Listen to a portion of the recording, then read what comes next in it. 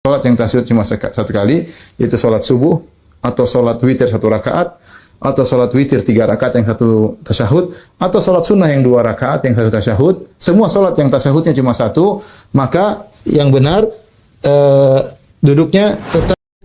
Bismillahirrahmanirrahim. Jadi kita dalam kondisi i'tidal, Rabbana lakal hamdu. Ketika kita sujud, maka tidak perlu kita ngangkat tangan. Jangan kita Allahu Akbar, enggak.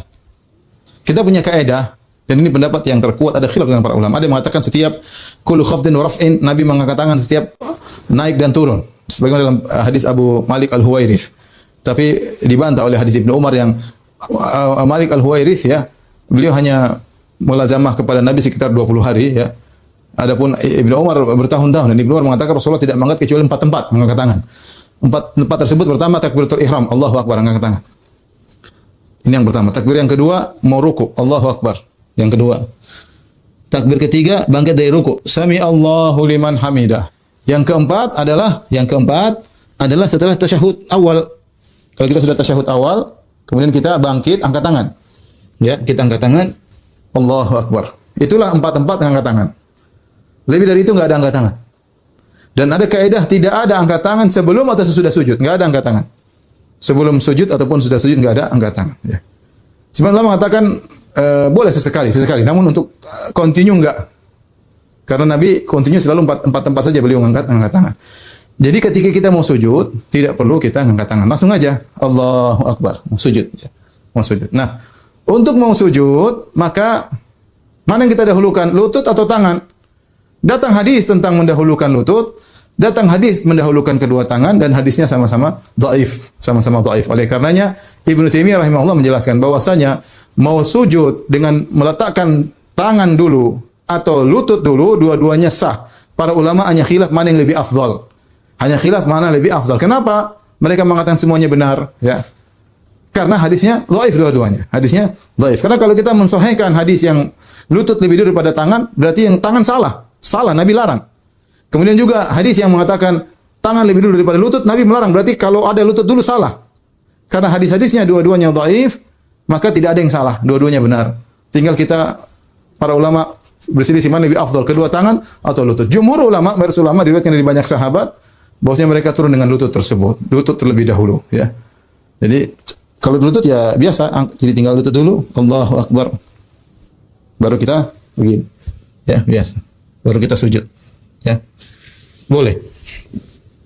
Atau kalau kita ingin misalnya kita ingin tangan dulu, maka kita bisa tangan dulu. Allahu Akbar. Ya. Ini lebih ringan, lebih tenang, baru kaki. Terutama orang-orang yang tua misalnya, atau orang-orang misalnya yang badannya berat ya. Mungkin kalau lutut dulu bakal bunyi kepruk gitu. Tapi kalau kita tangan dulu, kita turun dengan pelan-pelan. Tapi dua-duanya boleh. Mau lutut dulu atau tangan dulu, maka diperbolehkan. Kalaupun turun dengan lutut, tenang ya. Maksud saya, sebagian orang teknik lutut dia langsung loncat. Itu sama aja, gebruk juga kalau begitu. Tapi turunnya dengan tenang. Mau lutut atau tangan dulu, turun dengan tenang. Lutut tenang misalnya, Allahu Akbar. Pelan-pelan aja, ya. Jangan Allahu Akbar. Jadi bikin ribut. Jadi tenang aja, pelan. Turun dengan tangan juga pelan, santai. Enggak usah loncat ya, gitu. Saya pelan-pelan aja. Allahu Akbar. Pelan-pelan kan bisa. Tidak harus langsung terjun ke depan. Jadi itu adalah tata cara sujud. Nah, ketika kita sudah di bawah, kita mau sujud, ya perhatikan. Kita mau sujud, Nabi mengatakan umirtu an asjuda ala sab'ati a'zam. Aku diperintahkan untuk sujud di atas 7 tulang. Salah satunya ini, jidat dan hidung. Ini dihitung satu oleh Nabi SAW. Ini tulang pertama. Tulang kedua, nih. Tulang ketiga, nih. Tulang keempat, nih. Tulang kelima ini. Tulang keenam, ini. Tulang ketujuh kaki kiri. Jadi ketika sujud, 7 tulang semuanya mengenai tanah, mengenai lantai. Nah, para ulama khilaf. Apakah hidung kalau tidak mengenai lantai, salatnya tidak sah? Misalnya dia cuma sujud dengan jidatnya, hidungnya ternyata pesek misalnya. Atau dia pakai kacamata sehingga yang sujud cuma bagian jidatnya, hidungnya tidak kena tanah. Apakah salatnya tetap sah? Maka khilaf di kalangan para ulama. Ada yang mengatakan tidak sah karena jidat atau dahi dan hidung satu kesatuan. Jika salah satunya tidak kena, maka tidak sah salat. Ada yang mengatakan enggak, salah satunya kena sudah cukup. Ya, salah satunya kena sudah cukup. Ada yang mengatakan dahi kalau sudah kena, hidung tidak kena maka tetap salat sah. Ini kesempurnaan saja hidung, hendaknya diletakkan di tanah. Tapi dia tidak berarti kalau bukan berarti batal kalau hidung tidak kena tanah. Tapi kita berusaha menjalankan sunnah, maka kita sujud dengan dahi dan juga hidung. Kemudian ingat, ketika kita dalam kondisi sujud, datang dalam sebagian riwayat Nabi merapatkan tangannya. Merapatkan apa? Tangannya. Ya, tidak memegang begini. Tapi beliau merapatkan. Dalam sebagian tapi riwayat ini diperselisihkan oleh para ulama. Tapi dihasankan oleh Syekh Albani, yaitu dengan merapatkan tangan. Kemudian ketika kita sujud, ya, perhatikan ketika kita sujud, dalam kondisi jari-jari ini, ya, berapa lihat.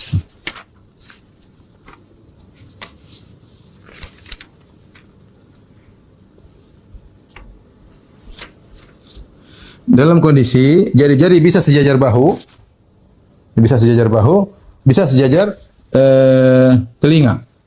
Jadi bisa ketika kita sujud, bisa jari-jari kita sejajar bahu, bisa jari-jari kita sejajar telinga. Bebas, alhamdulillah dua-duanya boleh.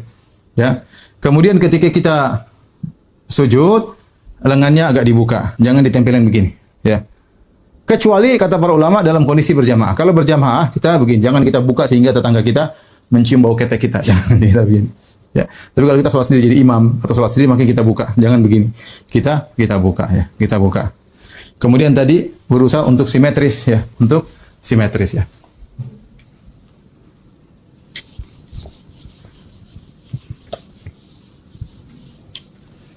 Ketika sujud, ya, perhatikan. Ini kalau ini adalah tubuh seseorang, ya. Ya, maka ini berusaha kakinya seperti ini. Kondisinya demikian, ya. Dalam kondisi sujud, ya. Maka sebagian orang, jadi lihat dia apa namanya? Di sini berapa ini? 90 derajat, ya. Ya. Atau ini lurus, ini tegak. Mohon maaf, kakinya ini tegak. Tegak. Sebagian orang salah, dia sujudnya begini, agak miring. Jadi saking semangatnya sehingga posisi kakinya seperti ini. Kemudian badannya seperti ini, ya. Ya, ini tidak lurus. Ini salah saking semangatnya. Karena paha ya tidak tegak lurus. Tegak lurus sehingga salah, ya. Maka kita bisa praktek, yang penting paha kita lurus, kemudian kita bisa sujud, ya. Ya. Sehingga jarak antara sini, antara lutut, ini lutut, ya, antara lutut, ini kaki, ini kaki,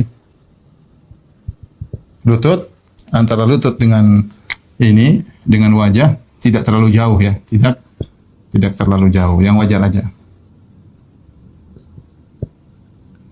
Karena sebagian orang terlalu parah sehingga dia loncat ke depan sampai akhirnya tidak lagi lurus begini tapi miring begini. Ini sujud yang keliru, sujud yang keliru. Baik. Ini tata cara sujud, maka seorang berusaha sujud yang simetris. Kemudian di antara sujud yang salah adalah menempelkan tangan ketika sujud begini. Ini salah. Jadi harus diangkat, jangan ditempelkan seperti ini. Kalau ditempelkan, ya, ditempelkan ketika sujud ini salah. Jadi harus tetap diangkat. Adapun tempel begini adalah salah, dilarang oleh Nabi sallallahu alaihi wasallam, hukumnya haram. Yang berikutnya yang juga diperselisihkan oleh para ulama mengenai ketika kita sujud, apakah kaki kita nempel atau tidak, ya. Kaki kita nempel atau tidak, ya. Ini jadi masalah. Ketika kita sujud, apakah tumit kita, ini kan tumitnya nempel atau tidak, ya. Jumhur ulama mengatakan tidak perlu ditempel, terbuka biasa aja, ya, terbuka biasa saja, ya. Sebagian mengatakan ditempelkan. Seperti pendapat Syekh Albani rahimahullahu taala, ini juga masalah khilaf, dua-duanya sah, namun saya lebih condong ditempelkan, ya, berdasarkan hadis Aisyah radhiyallahu anha, saya lebih condong menempelkan tumit sehingga ketika seorang salat lebih tertutup terutama kalau dia pakai sarung ya. Kalau dia buka kadang terlihat betisnya, terkadang sebagian bisa terlihat dan itu kelihatan dan itu terbukti. Terkadang terlihat pahanya karena terbuka sarungnya. Maka kalau kita tutup tumit kita maka lebih tertutup, lebih terjaga. Tetapi tadi ini masalah khilafiyah. Seandainya ada seorang yang sholat kemudian kakinya terbuka maka tidak jadi masalah. Tertutup juga tidak jadi masalah ya. Kemudian saya ingatkan di antara kesalahan seorang ruku atau sujud kakinya dua-duanya tidak diletakkan. Kesalahan contoh ya. Misalnya dia sujud ya. Dia sujud, ketika dia sujud perhatikan maka dia sujudnya begini misalnya. Sehingga kedua kaki kan Nabi suruh mengatakan harus 7 tulang. Jadi tulang ini dua-duanya harus dipasangkan di lantai. Adapun sujud sambil cepat-cepat kakinya terangkat satu, ini tidak sah. Atau kemudian dia sujud dalam kondisi demikian juga tidak sah. Kenapa? Karena kakinya harus ditempelkan dua-duanya. Adapun kalau cuma begini atau bahkan diangkat satu maka tidak sah. Dia harus tulangnya semua tertancapkan. Baik, kita biar selesai ya. Setelah sujud kemudian kita bertakbir. Sujud kita baca subhana rabbiyal a'la atau subhana rabbiyal a'la wa bihamdihi dengan tumakninah ya. Sekali dan doa-doa sujud banyak. Setelah itu kita duduk di antara dua sujud. Allahu Akbar, kita duduk di antara dua sujud. Ketika duduk di antara dua sujud, ya, maka kita bisa melakukan dua cara duduk ya. Dua cara duduk ya. Seperti biasa kita duduk begini ya. Seperti biasa duduk begini ya. Atau kita duduk dengan iqa begini ya. Begini. Jadi kita bersandar di atas dua tumit. Ini juga boleh. Ini duduk ketika dua sujud, boleh begini ya. Dua-duanya boleh.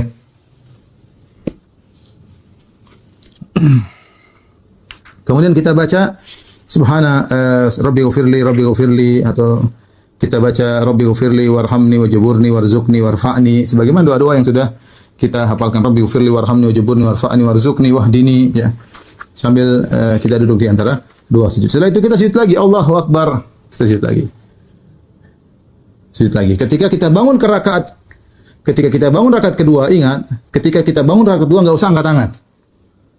Yang kita angkat tangan adalah ketika kita bangun dari rakaat kedua menuju 3, habis tasyahud awal. Baru kita bangun rakaat ketiga, kita angkat tangan. Allahu Akbar. Adapun dari rakaat pertama ke rakaat kedua tidak perlu angkat tangan. Demikian juga rakaat ketiga, rakaat keempat tidak perlu angkat tangan. Yang kita angkat tangan cuma dari setelah tasyahud awal menuju ke rakaat ketiga ya. Baik. Terus kita sholat seperti biasa gerakannya. Setelah itu kita ketika tasyahud awal, apa yang kita baca tasyahud awal kita sambil duduk ya.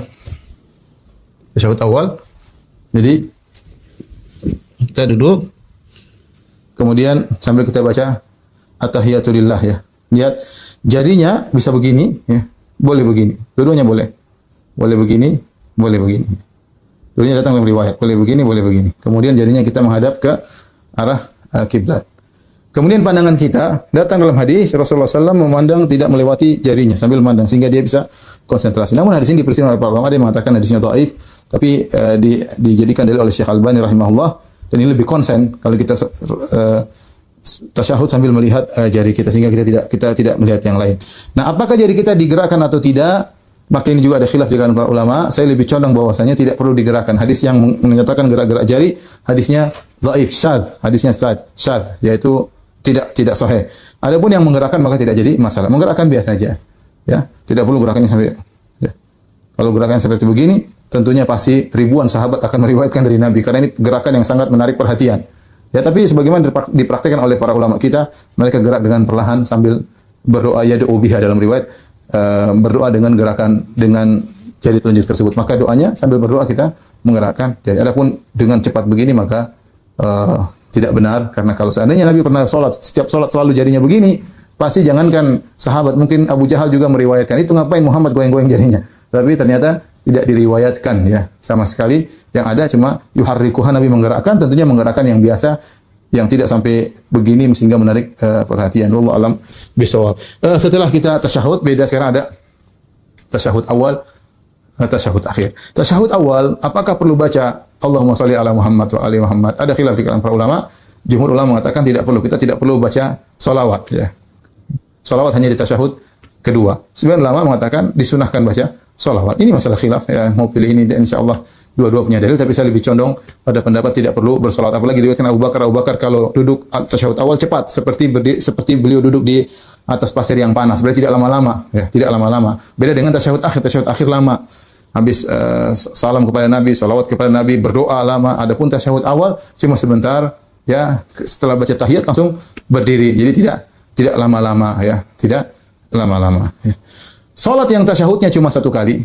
Salat yang tasyahud cuma satu kali, itu salat subuh atau salat witir 1 rakaat atau salat witir 3 rakaat yang 1 tasyahud atau salat sunnah yang 2 rakaat yang 1 tasyahud. Semua salat yang tasyahudnya cuma satu, maka yang benar duduknya tetap iftirash ya. Jadi ini saya bahas dalam buku Bekal Salat ya, berdasarkan dalil umum dan banyak iftirash begini. Contoh salat subuh kita tasyahudnya begini. Contoh salat sunnah qobliyah zuhur 2 rakaat juga begini. Yang penting semua salat yang 1 tasyahud. Contoh salat witir 1 rakaat ya duduk begini. Contoh salat witir 3 rakaat 1 tasyahud ya begini ya. Beda dengan tasyahud yang 2 kali. Maka tasyahud pertama seperti ini seperti salat zuhur, salat asar, salat isya, maka tasyahud awalnya begini. Adapun tasyahud akhirnya maka dengan tawarruk, yaitu masukkan kaki di bawah sini ya.